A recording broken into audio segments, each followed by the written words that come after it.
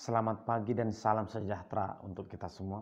Bapak Ibu saudara terkasih, di pagi hari ini kita kembali berjumpa untuk mendengarkan firman Tuhan yang mengajarkan kita tentang memahami orang lain. Marilah kita berdoa. Terima kasih Tuhan, kami bersyukur di pagi hari ini untuk penyertaan Tuhan. Kami hendak mendengarkan firman-Mu, berkati kami Tuhan. Di dalam nama anak Yesus Kristus kami berdoa dan mengucap syukur. Amin.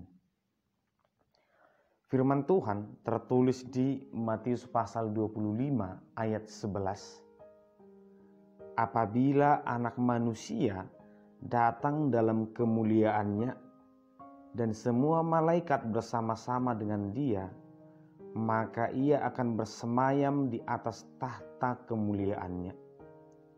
Alai dung roso got anak ni jolmai, marhasangapon rap dohot salut suru-suruanna, hudulanna madisi habangsa asangapon nai.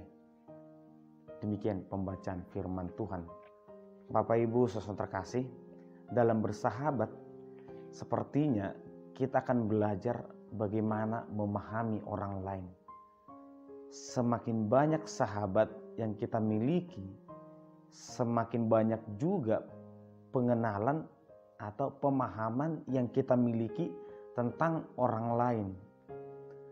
Hal ini mungkin terlihat ketika kita makan bersama atau mengajak orang lain untuk makan bersama.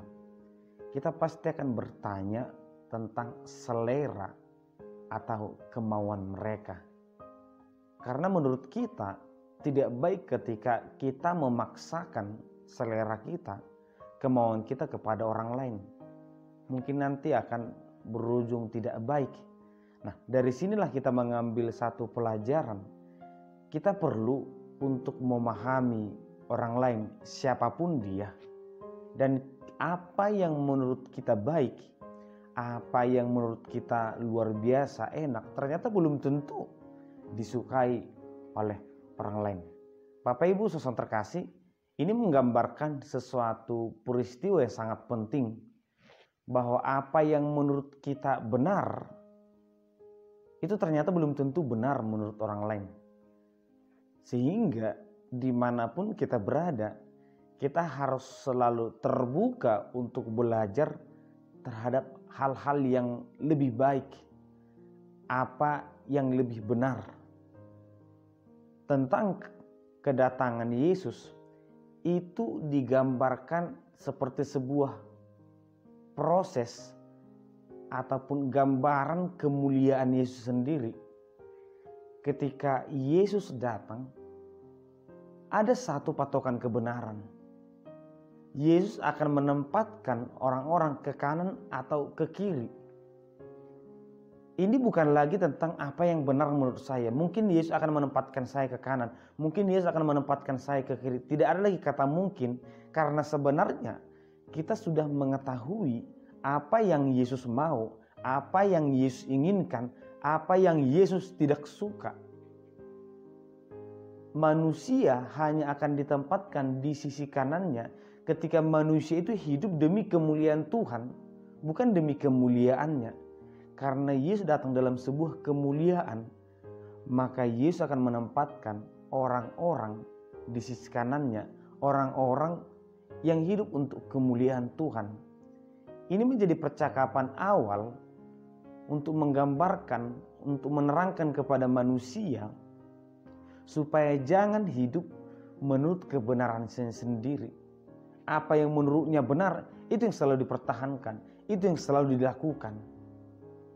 Sehingga orang-orang bertanya, kapan kami memberi engkau makan?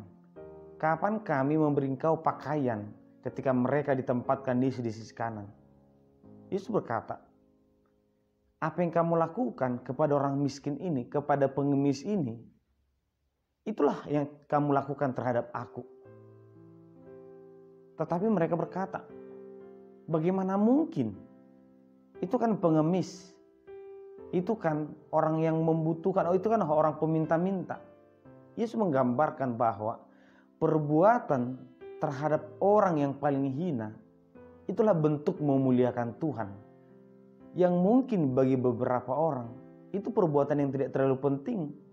Menolong orang, memberikan Rp1.000, Rp2.000, itu bukan perbuatan yang terlalu penting.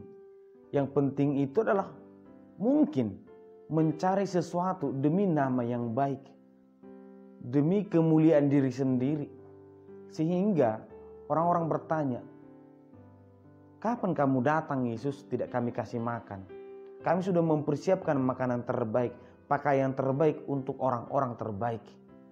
Tapi yang Yesus minta adalah bagaimana setiap orang yang membaca firman Tuhan itu betul-betul menunjukkannya mengasihi orang-orang, termasuk yang paling kecil, yang paling membutuhkan. Bapak Ibu saudara terkasih, ini sebuah kritik kepada manusia dalam memberikan pertolongan.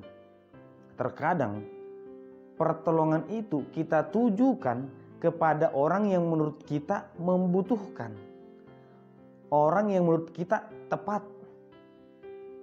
Kita memberikan pertolongan kepada orang-orang yang kita kenal, orang-orang yang mungkin akan bisa membalaskan kebaikan kepada kita, orang-orang yang menurut kita sangat membutuhkan pertolongan kita. Tetapi bagi Yesus ada orang-orang yang jauh lebih membutuhkan, yaitu orang miskin yang mungkin tidak kita kenal, yang mungkin tidak akan pernah bisa membalaskan perbuatan kita, yang mungkin tidak akan pernah bisa kita lihat lagi.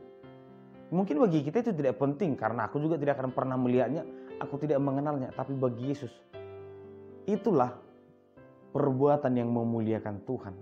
Menolong orang-orang yang tidak kita kenal, menolong orang-orang yang tidak akan pernah bisa membalas perbuatan baik kita, menolong orang-orang yang mungkin tidak akan pernah kita lihat lagi, yang tidak akan sanggup, hanya bisa berkata terima kasih. Bapak Ibu saudara terkasih, memuliakan Tuhan itu dengan cara mempersembahkan tubuh kita dan memberikan pertolongan kepada orang-orang di sekitar kita. Demikianlah kemuliaan Yesus itu digambarkan seperti perbuatan manusia kepada sesamanya. Maukah kita memuliakan Tuhan? Tentu mari kita lakukan apa yang Yesus minta dengan mengasihi sesama. Bapak Ibu saudara terkasih, inilah dikatakan tadi, apa yang menurutku benar, apa yang menurutku penting, apa yang menurutku baik, ternyata belum tentu baik menurut Yesus. Sehingga setiap hari adalah proses pembelajaran bagi kita, bagaimana memahami apa yang Tuhan mau. Sehingga yang kita lakukan setiap hari bukan lagi kemauan kita. Kita hidup bukan untuk diri kita sendiri, tapi kita hidup untuk Tuhan. Hidup untuk memuliakan Tuhan, untuk menyenangkan hati Tuhan.